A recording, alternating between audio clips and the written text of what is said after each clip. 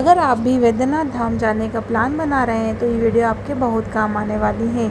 इस वीडियो में हम आपको बताएंगे वैद्यनाथ धाम कैसे जाएं, ट्रेन से कैसे पहुँचे, कहाँ रुके और दर्शन से जुड़ी ज़रूरी बातें। सबसे पहले बात करते हैं कि वैद्यनाथ धाम कैसे पहुँचे। हमने अपनी यात्रा की शुरुआत रिंगस से ट्रेन पकड़कर देवघर जाने से की। रिंगस से ट्रेन लेकर हम सीधे देवघर रेलवे स्टेशन पहुँचे, जो वैद्यनाथ धाम जाने के लिए सबसे नज़दीकी प्रमुख रेलवे स्टेशन है। देवघर से आसानी से ऑटो रिक्शा या टैक्सी लेकर वैद्यनाथ धाम मंदिर पहुंच सकते हैं। आगे इस वीडियो में हम आपको बताएंगे हमारा पूरा सफ़र कैसा रहा, कहाँ रुके, बाबा वैद्यनाथ के दर्शन कैसे हुए। तो वीडियो को पूरा ज़रूर देखिए। हर हर महादेव। देवघर रेलवे स्टेशन पहुंच चुके हैं। हमारी ट्रेन लेट नाइट पहुंची थी, इसलिए हमने स्टेशन पर ही अपना रूम बुक कर लिया था।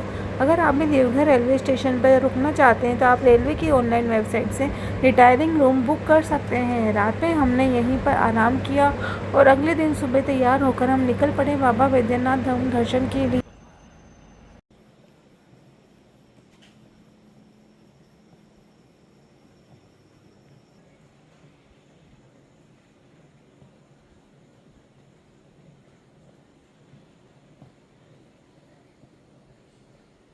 हमारा रूम जो काफ़ी क्लीन और कंफर्टेबल था।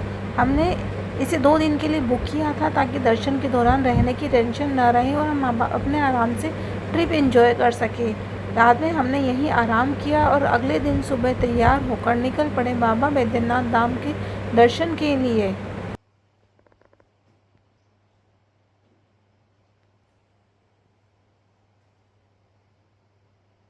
से हमने रिक्शा लिया जिसने 20 रुपये प्रति व्यक्ति किराया लिया और हमें मंदिर के पास छोड़ दिया।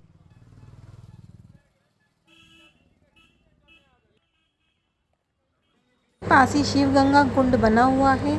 मान्यता है कि यहाँ स्नान करके बाबा के वैद्यनाथ के दर्शन के लिए जाना चाहिए।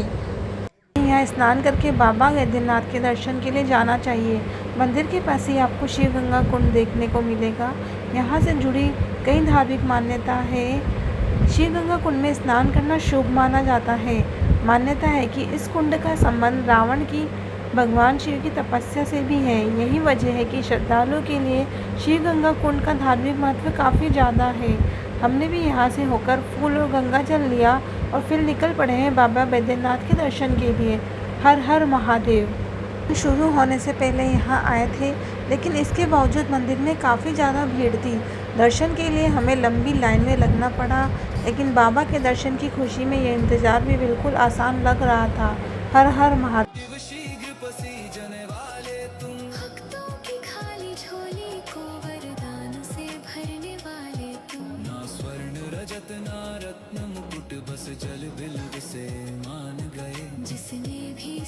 बाबा वैद्यनाथ के दर्शन करने का हमारा इंतज़ार ख़त्म हुआ। यहाँ की सबसे ख़ास बात यह है कि श्रद्धालु बाबा के स्पर्श दर्शन कर सकते हैं और स्वयं शिवलिंग पर जल अर्पित कर सकते हैं। हमने भी गंगा जल से बाबा का अभिषेक किया और इस पल को अपने लिए हमेशा के लिए यादगार बना लिया। वैद्यनाथ धाम सिर्फ ज्योतिर्लिंग के लिए ही नहीं, बल्कि यहाँ की शिव पार्वती से जुड़ी परंपरा के लिए भी विशेष माना जाता है। मान्यता है कि यहाँ बाबा वैद्यनाथ और माता पार्वती का गठबंधन किया जाता है। परंपरा के में दोनों को पति पत्नी के रूप में एक साथ बांधकर उनकी पूजा की जाती है। इसे शिव और शक्ति के मिलन का प्रतीक माना जाता है। कहा जाता है कि श्रद्धालु इस गठबंधन की परंपरा से सुखी वैवाहिक जीवन, आपसी प्रेम और दाम्पत्य जीवन में सुख शांत करते हैं। खासकर विवाहित जोड़ों और विवाह की इच्छा रखने वाले भक्तों के लिए परंपरा विशेष आस्था रखती है। बाबा के दर्शन, जलाभिषेक और मंदिर की इन प्राचीन परंपराओं को करीब से अनुभव करना हमारे लिए वाकई बहुत ही भावुक और आध्यात्मिक अनुभव रहा। बाबा वैद्यनाथ सबकी मनोकामनाएं पूरी करे। हर हर महादेव। दर्शन में हमें करीब 5 घंटे का समय लगा। लाइन काफ़ी लंबी थी, लेकिन इतने लंबे इंतज़ार के बाद जब बाबा के दर्शन हुए तो सारी थकान जैसे दूर हो गई। दर्शन के बाद अब बारी थी कुछ लोकल फेमस खाने को एक्सप्लोर करने की।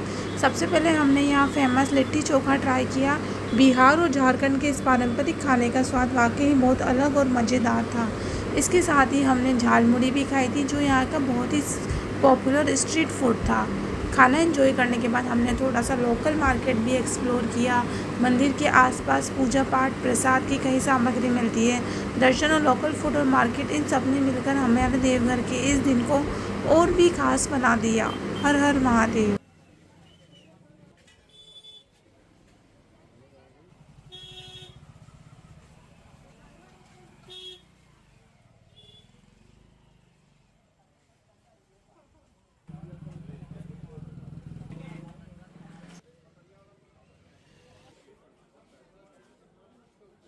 देवघर में डे 1 जिसमें हमने बाबा बैद्यनाथ के दर्शन किए, लोकल खाना एंजॉय किया, थोड़ा मार्केट भी एक्सप्लोर किया। अब अगले दिन सुबह हम निकल पड़े हैं बासुकीनाथ धाम के दर्शन के लिए। कहा जाता है कि बाबा बैद्यनाथ के दर्शन के बाद बासुकीनाथ के दर्शन करना जरूरी माना जाता है, तभी ज्योतिर्लिंग की यात्रा पूर्ण मानी जाती है। मान्यता है कि बाबा बैद्यनाथ और बासुकीनाथ का संबंध भगवान शिव से जुड़ा हुआ है, इसलिए श्रद्धालु दोनों जगह दर्शन करने जाते हैं। अगर आप देवघर से बासुकीनाथ जाना चाहते हैं तो आपके पास 2 विकल्प हैं। पहला, आप देवघर स्टेशन से लोकल ट्रेन ले सकते हैं। इसमें लगभग 10 रुपये प्रति व्यक्ति का किराया पड़ सकता है। ये एक बजट फ्रेंडली ऑप्शन है। दूसरा विकल्प है रिक्शा या ऑटो से जाना, लेकिन इसमें आपको 1500 तक का खर्चा आ सकता है। इसलिए आप बजट में चाहते हैं तो लोकल ट्रेन से आप वहां पहुंच सकते हैं। बासुकीनाथ पहुंचने के बाद यहाँ भी आप स्पर्श दर्शन कर सकते हैं और स्वयं जल अर्पित कर सकते हैं।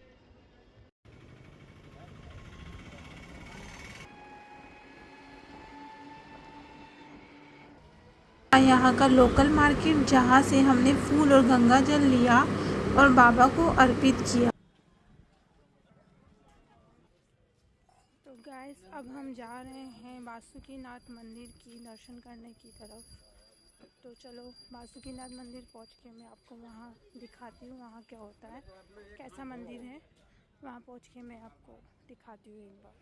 दर्शन करने के बाद हमने यहाँ से एक रिक्शा लिया जो हमें रास्ते में आने वाली कुछ जगह घुमाते हुए वापस देवघर तक लेकर गया।